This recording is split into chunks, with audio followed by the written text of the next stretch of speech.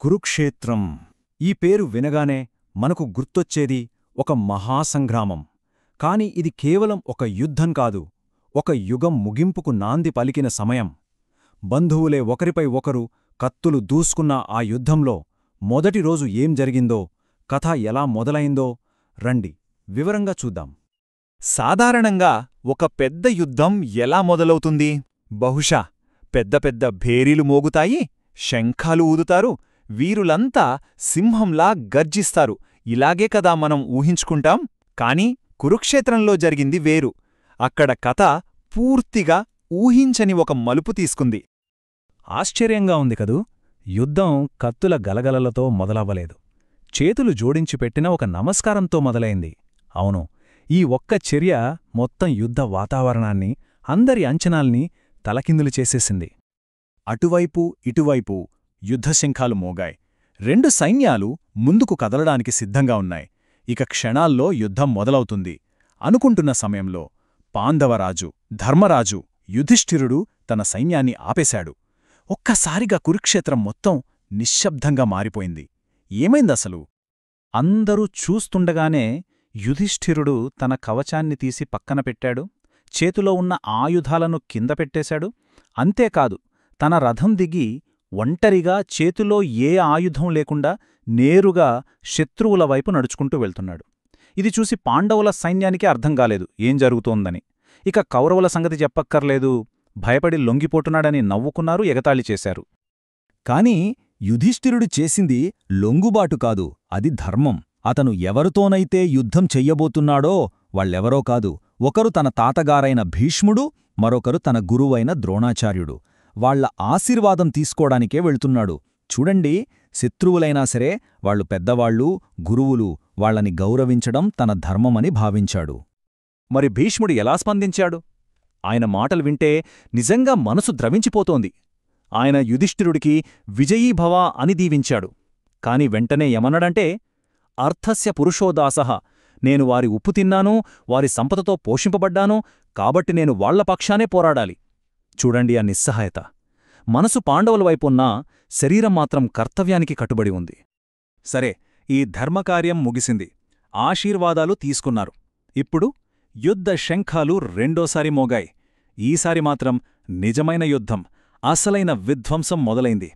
ఈ సమయంలోనే యుయుత్సుడు అనే ఒక కౌరవ సోదరుడు ధర్మం పాండవుల వైపే ఉందని వాళ్లతో చేరిపోయాడు. ఇక ఆ తర్వాత కురుక్షేత్రం మొత్తం రక్తంతో తడిసిపోయింది. మొదటి రోజే అస్సలు సిసలైన యోధులు రంగంలోకి దిగారు. ఎవరెవరు తలపడ్డారంటే, ఒకవైపు అర్జునుడు, మరోవైపు భీష్ముడు, ఇక్కడ భీముడు, అక్కడ దుర్యోధనుడు, అలాగే అభిమన్యుడు, ద్రోణుడు, యుధిష్ఠిరుడు, ఇలా ప్రతి ఒక్కరూ తమ తమ ప్రత్యర్థులతో తలపడ్డారు.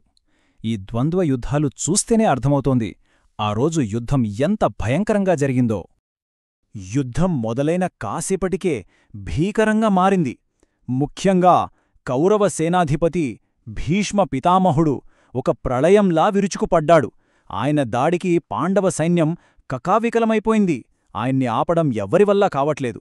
పాండవ సైన్యంలో ఒక రకమైన భయం, నిస్సహాయత అలుముకుంది. ఇక భీష్ముణ్ణి ఆపలేమో అనుకుంటున్న సమయంలో ఆ ప్రళయాన్ని ఎదుర్కోవడానికి ఒక యువసింహం ముందుకు దూకింది. అతనే అర్జునుడి కుమారుడు అభిమన్యుడు.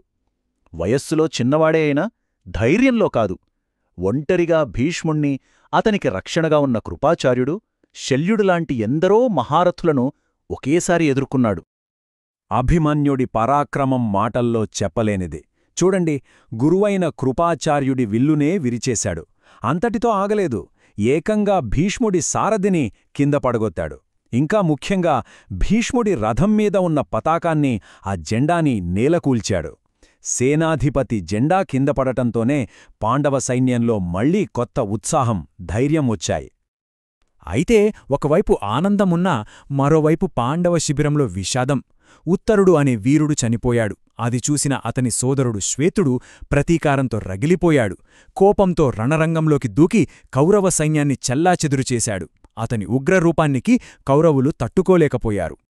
ఇక శ్వేతుడిని ఆపడం ఎవరివల్లా కాదని తెలిసి స్వయంగా భీష్మ పితామహుడే రంగంలోకి దిగాడు. ఆ రోజు యుద్ధంలో అత్యంత భీకరమైన హోరాహోరీ పోరుకు రంగం సిద్ధమైంది. ఒకవైపు అనుభవజ్ఞుడైన భీష్ముడు, మరోవైపు ప్రతీకారంతో రగిలిపోతున్న శ్వేతుడు. ఆ ఇద్దరి మధ్య పోరాటం ఒకరిని మించి ఒకరు అన్నట్టు సాగింది.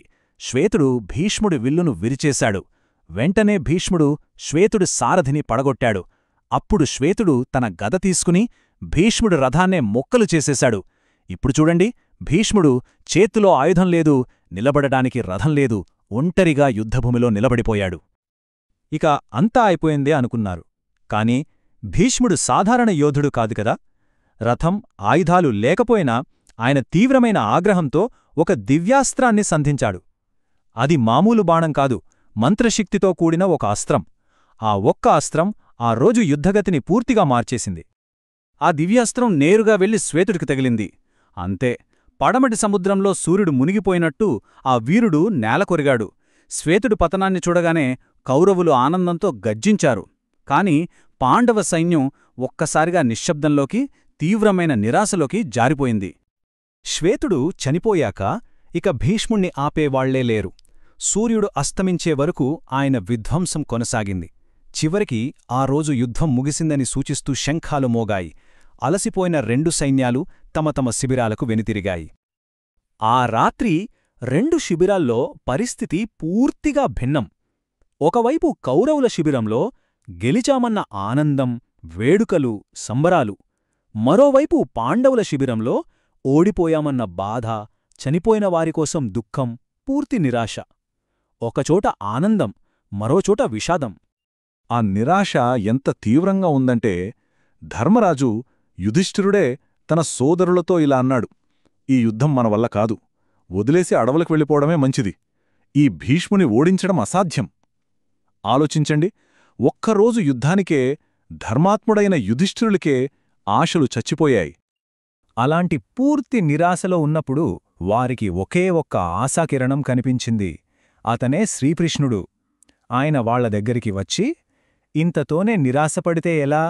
భీష్ముడిని ఓడించే మార్గముంది. శిఖండిని అడ్డుపెట్టుకుని ఆయనని ఓడించవచ్చు అని గుర్తుచేశాడు.